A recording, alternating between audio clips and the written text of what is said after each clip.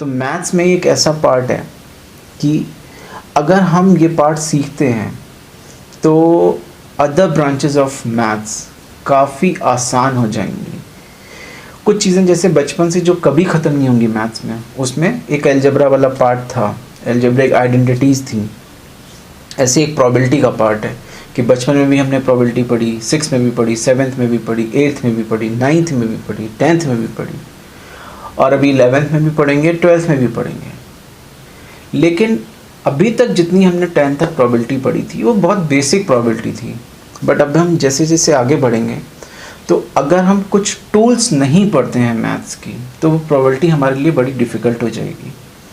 ऐसे ही और भी बहुत सारी चीज़ें हो सकती है, ट्रिगो हो सकती है, ठीक है। तो अदर ब्रांचेस भी हो सकती हैं कि जहाँ पे अगर हम कुछ टर्म्स ऐसी नहीं पढ़ें, कुछ चीज़ें ऐसी नहीं पढ़ेंगे तो वो चीज़ें बहुत ज़्यादा मुश्किल हो जाएंगी। तो उसी के लिए आप समझ लीजिए कि ये एक जो चैप्टर हम लोग अभी 11th में पढ़ेंगे, सेट थ्योरी, ठीक है, जिसको मैं मॉडर्न अलजेब्रा भी बोलता हूँ, ठीक है। It's a modern algebra. Algebra was addition subtraction is all about algebra, but अभी हम लोग जो सेट्स में कुछ कॉन्सेप्ट पढ़ेंगे वो मॉडर्न अलजेब्रा के पार्ट कहलाते हैं, और वो बहुत ज़्यादा एसेंशियल होंगे अदर ब्रांचेस ऑफ मैथ्स के लिए। और एक्चुअली जब ये इन्वेंशन हुआ सेट थ्योरी का, सेट कॉन्सेप्ट का, तो जिस मैथमेटिशियन ने इसका इन्वेंशन करा वो उस टाइम पे कुछ ट्रिग्नोमेट्रिक फंक्शंस के बारे में स्टडी कर रहे थे, जिसमें उन्होंने सोचा कि अगर मैं ये चीज़ें अप्लाई करता हूँ तो चीज़ें थोड़ी आसान हो जाएंगी। तो वहाँ से सेट थ्योरी का इन्वेंशन। नॉर्मल अलजेब्रा थी तो वो अपनी कुछ चीज़ें लेके आई कि एडिशन सब्ट्रैक्शन हमें जो सीखने को मिला कि अगर हम किसी शॉप पे जाते हैं तो कुछ सामान लेते हैं तो हमें ऐड करना अगर नहीं आता होगा तो हम नहीं वेरीफाई कर पाएंगे कि जो भी हमें बिल पकड़ाया गया है वो सही है या नहीं सही है। ऐसे ही जो सेट थ्योरी है जिसको हम लोग मॉडर्न अलजेब्रा बोलते हैं वो अपनी तो कुछ टर्म्स लेके आएगी, ठीक है, बट उसके अलावा जब हमने एडिशन सीख लिया उसके अलावा यूजेस ऑफ एडिशन या मल्टीप्लिकेशन बहुत ज़्यादा वाइड होते चले गए।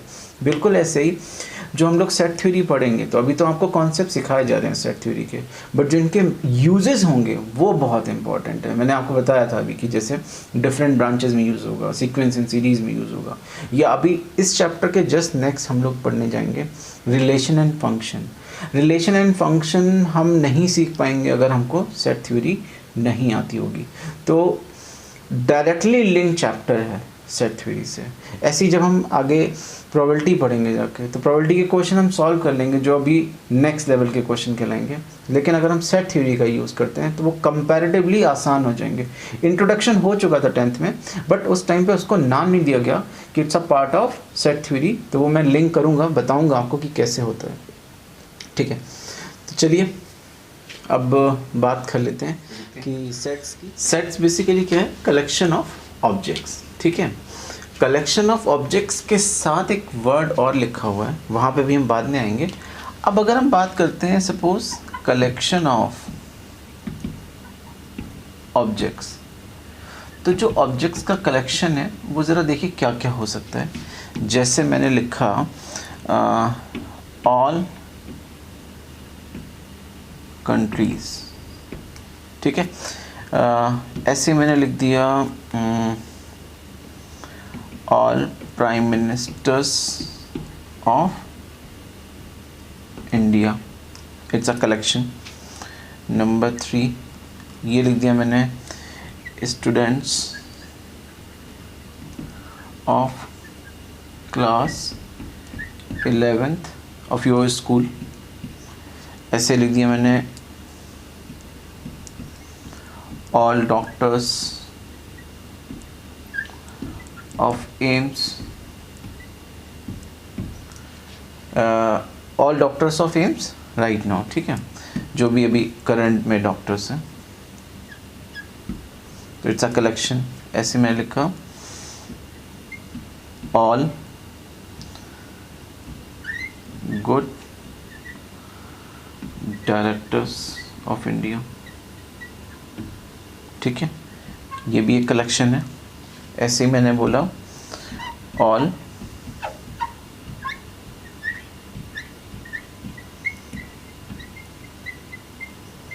Good teachers of your school, ठीक है। तो ज़रा समझते हैं कि ये पहले तो कलेक्शन में तो काउंट हो रहे हैं सारी चीज़ें कि countries it's a collection, all prime ministers of India it's a collection, students of class 11 it's a collection, all doctors of AIIMS, ये सारे कलेक्शन हैं। अब सवाल ये है कि हम ऑल कंट्रीज़ की बात कर रहे हैं, तो ऑल कंट्रीज़ के जब मैं आपसे बोलूँगा आप नाम बताइए, ठीक है। तो अगर मान लो एक कोई पर्सन है ए और एक कोई पर्सन है बी, ठीक है, ये जो कंट्रीज़ के नाम बता रहा है और ये जो कंट्रीज़ के नाम बता रहा है, वो अलग बात है कि इसकी नॉलेज में नहीं है तो एक अलग चीज़ है, लेकिन अगर दोनों जानते हैं तो क्या कोई कॉन्ट्राडिक्शन हो सकती है? जितने ऑल ओवर वर्ल्ड कंट्रीज़ हैं दोनों लोग सेम बताएंगे, ठीक है। बिल्कुल ऐसे ही जब हम प्राइम मिनिस्टर्स ऑफ इंडिया की बात करेंगे, ठीक है, till now prime ministers of India की बात कर रहे हैं कि टिल नाउ, ठीक है।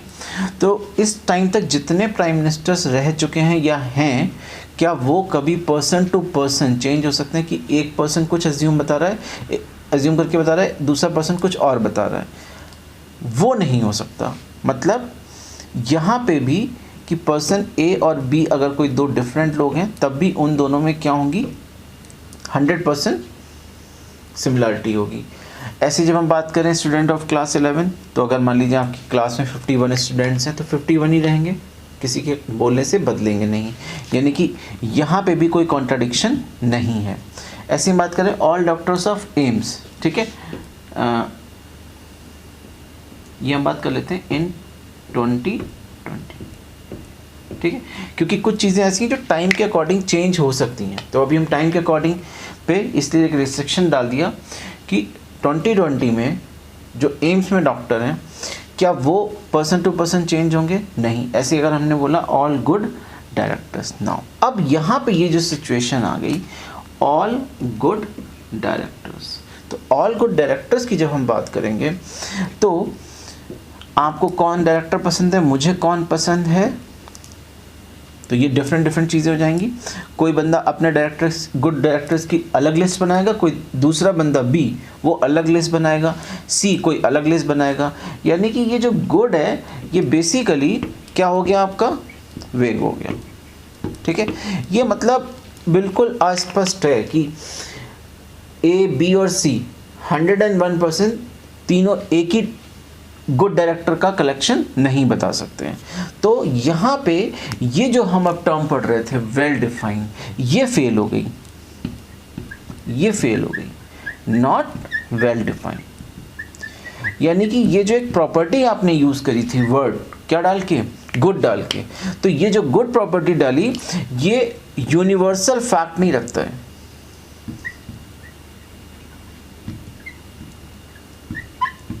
इसका इसमें यूनिवर्सल फैक्ट है, इसमें यूनिवर्सल फैक्ट है, लेकिन इसमें यूनिवर्सल फैक्ट है, लेकिन इसका यूनिवर्सल फैक्ट चेंज हो गया। हर एक पर्सन के अकॉर्डिंग गुड डायरेक्टर की लिस्ट डिफरेंट हो जाएगी। ऐसे ही अगर मैं आपके स्कूल में पूछूं कि ऑल गुड टीचर्स, तो जैसे कोई एक है बच्चा ए, उसके अकॉर्डिंग कोई 1 2 3 4 टीचर्स की लिस्ट होगी, उनके नाम क्या होंगे, ठीक है। ऐसे ही कोई बच्चा बी है, उसके अकॉर्डिंग कोई 3 टीचर होंगे, ठीक है, लेकिन उसके नाम की लिस्ट हो सकता है इससे मैच ना हो।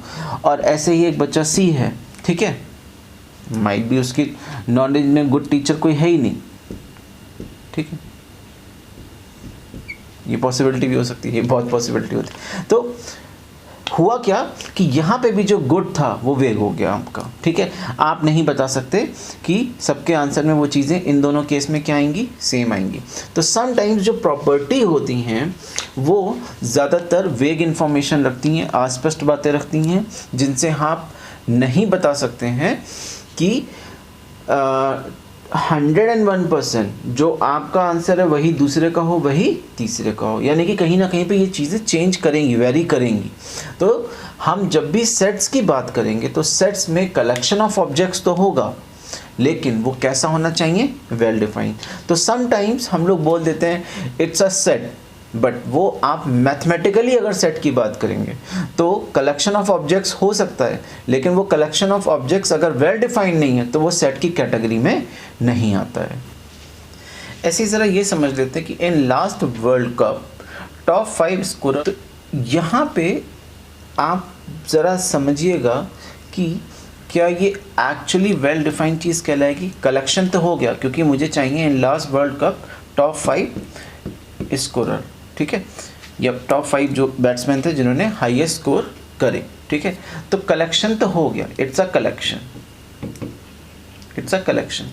बट सिचुएशन ये है कि क्या ये वेल डिफाइंड है, क्या ये वेल डिफाइंड है, ये आपको सोच के बताना है कि ये वेल डिफाइंड है या नहीं है। तो आप ज़रा बहुत ध्यान से देखिए कि ये वेल डिफाइंड होगा, it's a well defined term. क्यों होगा? क्योंकि जब आपसे लास्ट वर्ल्ड कप का पूछा जाएगा तो आप क्या करेंगे, एक स्टैटिकल डेटा से से इंफॉर्मेशन गैदर करेंगे। मतलब आप क्या करेंगे, सपोज गूगल कर लेंगे या जो भी करेंगे और उसमें देखेंगे कि आपने सबसे ज़्यादा स्कोर किसने करा था, नंबर 1, उससे कम किसने करा था, नंबर 2, उससे कम नंबर 3, उससे कम नंबर 4, उससे कम नंबर 5, यानी कि ये सबसे बड़ा स्कोरर, ये उससे कम, ये उससे कम, ये उससे कम और ये उससे कम। तो इसका मतलब ये हुआ कि ये जो मेरा पूरा क्वेश्चन था इसमें ये जो टॉप 5 आया, ठीक है, ये वेग नहीं रहा, क्योंकि टॉप 5 आने से आपको पता चल गया कि ये इन्फॉर्मेशन मैं स्टैटिकल डेटा से गैदर कर सकता हूँ और वहाँ पे कोई कंट्रोवर्सी नहीं होगी।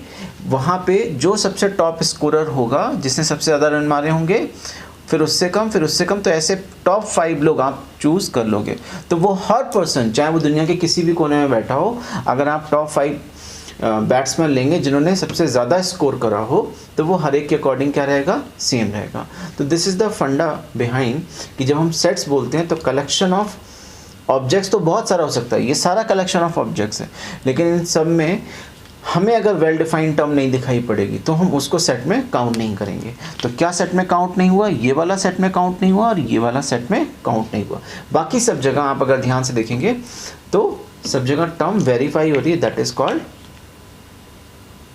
सेट्स, ठीक है। तो इन सब को हम लोग क्या बोलते हैं, सेट। तो आई होप सो कि बहुत ज़्यादा मुश्किल नहीं है चीज़ को समझना कि कलेक्शन ऑफ ऑब्जेक्ट्स में कौन से वेल डिफाइन होंगे और कौन से वेल डिफाइन नहीं होंगे। तो अच्छी चीज़ है, आप ये याद रखेंगे कि उसमें यूनिवर्सल फैक्ट होना ज़रूरी है, ठीक है।